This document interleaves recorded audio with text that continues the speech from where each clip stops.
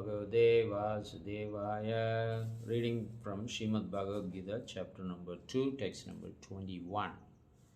Veda Vinashinam Nityam Yayenam Ajam Avyayam Kadam Hi Purusha Partha Kim Ghadayadi Hantikam. So here Krishna is telling you must know Veda Vinashinam. Vinashinam means imperishable. Nasha means destruction. Vinasha means here not that kind of Vinasha. Here is a destruction and non-destruction. Imperishable. So Veda Vinashinam Nityam. It is always there, eternal. Yayenam Ajam Avyayam. It is unborn and Avyayam. Avyayam means deteriorates and not deteriorating, everlasting, eternal, as we mentioned sometimes ago. Kadam Hi Purusha Partha. So you must know the living entities are eternal. Kadam Hi Purusha Partha. How, when you know this living being is so eternal, how can you actually kill that being? Not possible at all. Ghadayadi means how you can hurt the living is not possible at all. So which means that we can maintain as many slaughterhouses and cow farms and for killing the animals, cows, and chicken farms, goat farms. There are so many shepherds who goes around with hundreds and thousands of goats, and I'm seeing that every day. And these guys, they are very, very much loving the goats. But somebody goes and pay them some money, they immediately sell the goat to be killed and eaten by them. So that affection is just money affection. So what we are actually seeing, these people, they have all these slaughterhouses and all. Since the soul is not going to be died, so what is the big thing? We can kill them in any way. But Krishna is not actually recommending that. The Lord recommends the killing of human beings for the cause of the country's benefit if the person is very, very, very sinful and cannot be reversed. So that is the time when that person can be killed. Because if the king, does not kill this person can create havoc in the society and the country and the state. He can create more troubles to the more peaceful people in the name of money or whatever his ambition is. So he may take advantage of that. So therefore, it is the leader's duty to bring peace and harmony in the society. They have to adopt the violence. This is called violence. Mahabharata war and Ravana war were the example for that. So to bring the peace and harmony, there were millions of deaths. So that is recommended. But not unnecessarily maintaining the slaughterhouses thinking the soul is eternal in any way. So I can just go and kill that body and eat. Then there will be a severe punishment for unnecessarily bringing these kinds of violences. The structure of the teeth that we have is to chew the fruits and vegetables, nuts and sugar and all those things. We don't have that canine teeth to pull the meat, putting in your mouth and dragging and pulling and chewing hard. No, we don't have that kind of teeth, nor we have that digestional system.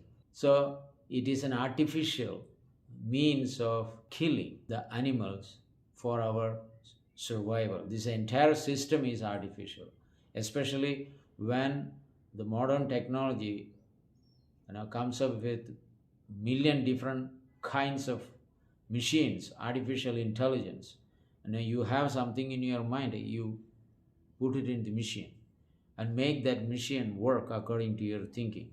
All these machines are used to kill million different kinds of animals, and there are knives and machines which continually chop the heads of the chickens to supply into various retail stores and five-star hotels and other so-called dignified resorts. Now, all these things are actually going on. It's simply heinous action without thinking the future of our own soul, upliftment of our soul. We just go and commit all kinds of crimes, even though it may not be a crime from the viewpoint of the modern leaders. It is definitely a crime from the viewpoint of the absolute Lord, because everyone is his children. Just like a beggar walking in front of your house is useless, right? For the state, for you, and begging here and there, it is a trouble, and you think that this guy is useless, why don't I go and kill him? Yes, he is useless for the state, for the country, for you, for everybody. Yet you have no right to kill that person, because he is not actually being maintained by you. He is maintained by the state. He is using the freedom to come and beg something. That does not mean that he is really maintained by you. Why? Because you are also maintained by the government. The government allows your service. Government allows you to work. The body is given, though the mother and father, the first right government has, right? They can come and pick up your children or you and ask you to go for a war, or go to the war of Russia or Ukraine or Pakistan if you are Indian. So anything can actually turn into anything. So we are not that independent. That is the ultimate understanding. We are under the laws of material nature. We are means this body. Soul is not. Soul is beyond the time and space. Exactly like God is above time and space, we are also above time and space. But our freedom, happiness all depend on Lord Krishna. Exactly like your freedom is depend on the nation, the government, leaders. So you can only do so much. You are not free to do anything and everything. Then they will capture you and put you inside the jail. So, and the freedom is exercised properly, then we are free, right? It means how much rules and regulations that we follow strictly, we are free. There is no problem. Breaking the laws of government, we only become more and more conditioned. We are, in other words, in the material conditional life, our freedom depends on how much we follow rules and regulations. It's very simple. So if we follow the rules and regulations of the spiritual nature, then we are also free from the bodily concept of life, the body itself, and we develop original body, which is already there in the seed form. So we have to develop it by hearing and chanting of the holy name of the Lord.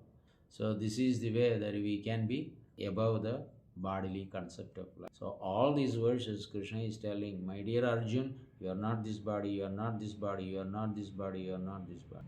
Through Arjun, Krishna is communicating to us. Mandasu manda madayo manda bhagyam ubadrida. Because we are so misfortunate or unfortunate, we cannot understand things as they are. Mandasu manda madayo. We are such a dull-headed personalities. How many times we tell chant, chant, chant? That many times you say can't, can't, can't. How many times we say we are not this body, we are not this body, we are not this. But that many times we think that I am this body, I am this body, I am this body. So mandasu manda madayo. Therefore we are dull-headed, Shastra is saying, I am not saying. Dull-headed, mandabhagya, we have so much misfortune. Mandabhagya, ubhadradaha, always disturbed by various kinds of elements in this world. Therefore, we should rise above all these calamities of life and situate in the Brahman platform. It's possible. Become a vegetarian, chant Hare Krishna, and pay obeisances to Krishna. Full dandavat. If you're a woman, just give your knee and head on the floor, pay obeisances that way. If you're a man, then give flat obeisances to the Supreme Lord. Krishna says, Manmana bhav madbhakto madhyajimam namaskuru. Pay obeisances to me, worship me, always think of me. In this way you can come to me. Very simple. But we think, oh, that is too modern. I cannot, the others are seeing that I am paying obeisances. Oh, no. I cannot do that. I cannot do that. Because people are watching here and there that I am paying obeisances. I am a modern man. I am not an ancient, old man. But here Krishna says you are the oldest. So you should be following that spiritual life, not the modern material life. You are so modern. What is modern? The same death, birth, old age and disease. What do you have done for these four things? Being modern. Modern is what? Having no clothes on the body. Half body is visible.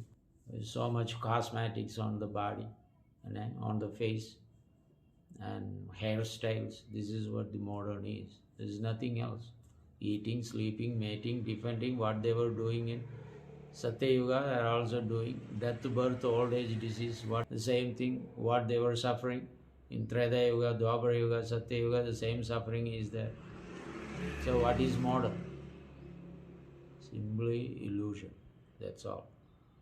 And living in the illusory world. Anyway, we will stop here. We will talk tomorrow. Hare Krishna.